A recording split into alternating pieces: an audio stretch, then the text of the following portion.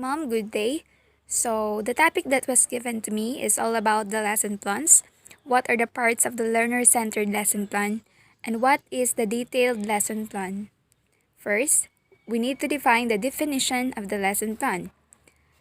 What is a lesson plan? An architect or an engineer usually has a blueprint of the bridge or to be constructed. A teacher also needs blueprint of what he intends to build, whether these be attitudes, habits, skills, or knowledge. The lesson plan is the teacher's blueprint. Sa engineer or an architect, they have the so-called blueprint. Ang blueprint mauna siya ang detailed plan kung unsaon nimo paghimo or himuon ang usa ka butang. Sa teachers, ang blueprint nila mauna ang lesson plan which tanan gusto nila itudlo dapat nakasulat jud sa iyang lesson plan para di niya malimtan, di siya mapasubaan og tudlo na ay limitation. So, why is lesson plan important? First, a learner's educational growth depends on the selection of subject matter, activities, experiences, and methods adapted to his interests, needs, abilities, and level of maturity. The wise teacher who plans his lesson will get optimum results in his teaching. Kung unsang naa sa lesson plan, dito ra po nakabase kung unsa ang subject matter ang ma-learn sa mga students, which means ikaw nga teacher dapat before ka mosulod sa klase, nakaplano na tanan if unsa ang mga dapat nimong himuon. Kung wise ka nga teacher, at the end of the lesson, naging successful and effective jud ang imong pagtudlo. Second, a lesson plan serve as a guide to the apprentice teacher. With so many things in his mind, the student teacher may forget the subject matter or its sequential organization. The lesson plans serve as a reminder. Ang lesson plan is very helpful jud kaayo siya, especially sa mga apprentice like sa mga student teacher nga nagpractice unsaon pagtudlo, especially kanang dali kay ka makulbaan if naa ka sa atubangan sa mga estudyante, so mental block ka. Ang lesson plan ang mag-remind sa imuha nga kani imo dapat himuon o then kini unsay mga sequential para dili siya magka rumble. Third is, a lesson plan helps him determine what is to be taken up so that it will neither be too broad nor too limited. Sometimes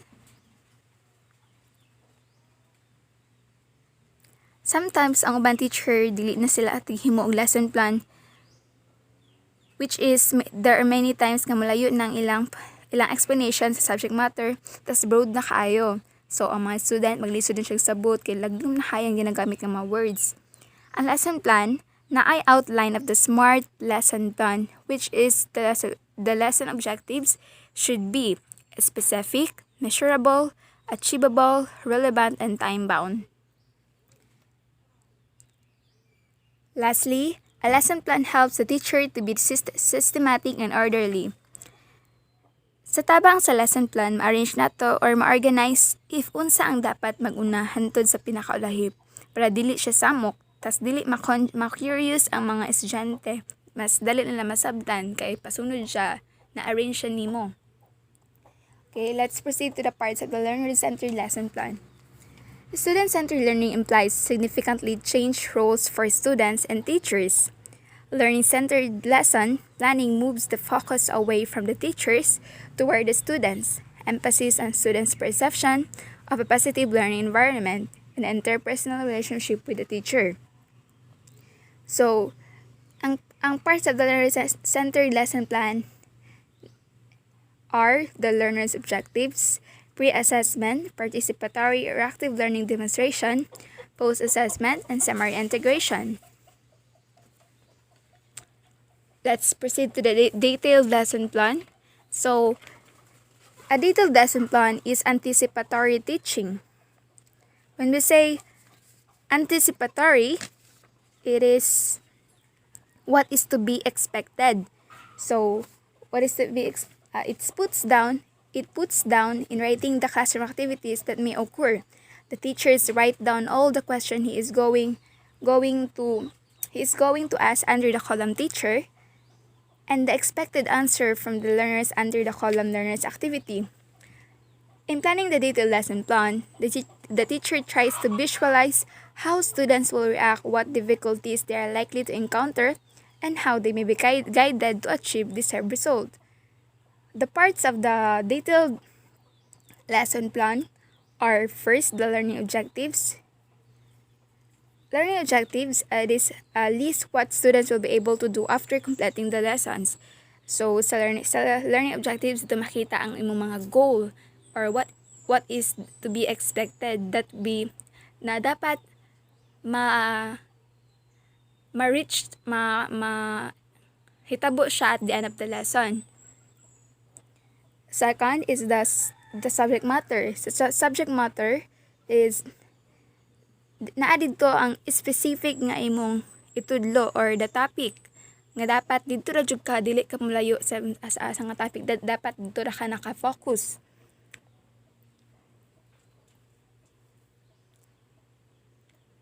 Third is the procedure. Sa procedure, it is a preliminary activities which is first ginapangutana sa teacher. So class, bida, kindly submit the attendance to me after the lesson. So diri ang mahitabo ang checking attendance, opening prayer, drill, description, and motivations. Magpadula ka para mainteresado ang mga students, dili siya medyo bored, maganahan sila. Tas imo pong dapat i-game, ilang ipadula sila, dapat pod connected siya sa imong topic. O dapat na sila'y matuon para pod kung mag-start na ka sa lesson, na sila'y idea kung unsa to siya.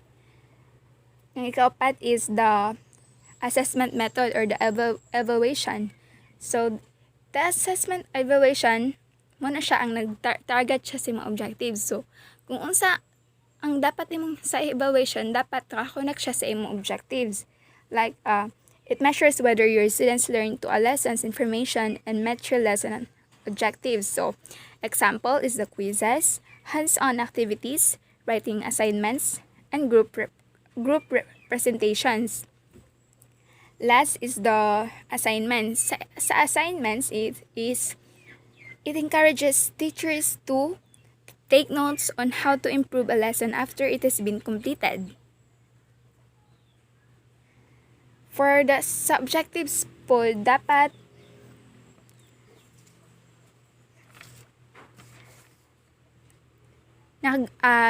jud nga magamito nimo tong smart lesson plan nga specific, measurable, achievable, relevant, and time-bound.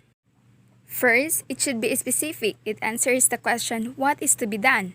How will you know it is done? And describes the result of the work to be done. Second, it should be measurable. It answers the question, how will you know it meets the expectation? Third, it should be achievable. It answers the questions, can students do it?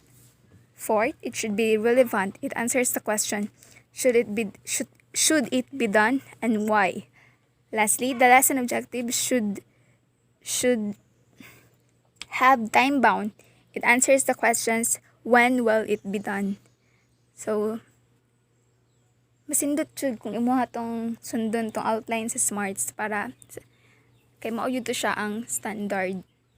That's all po. Thank you.